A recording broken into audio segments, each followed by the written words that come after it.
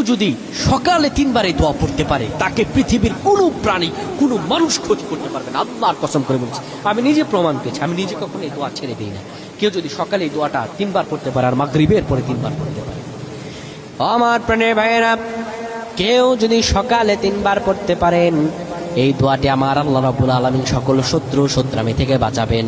অনেকে ব্যবসা বাণিজ্য করে, বলে হুজুর ব্যবসা বাণিজ্য বরকত নাই, চাকরিতে বরকত নাই, মানুষ দুশ্মনী করে, মানুষ ফল ফলাদি ফলাই, জমিনে ফসল ফলাই, কিন্তু উন্নতি নেই। পাশের মানুষের উন্নতি আছে, আমার উন্নতি নাই।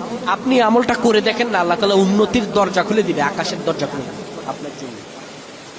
আপনি যদি সকালে পড়তে পারেন বিসমিল্লাহিল্লাযী লা ইয়াদুররু মা ইসমিহি শাইউন ফিল আরদি ওয়ালা ফিস সামাই ওয়া হুয়াস সামিউল আলিম, এই দোয়াটি যদি সকালে 3 বার পড়তে পারেন আর সন্ধ্যায় 3 বার পড়তে পারেন, আমার আল্লাহ রাব্বুল আলামিন আপনার জন্য সকল বিপদ আপদগুলোকে লাঘব করে নেবেন।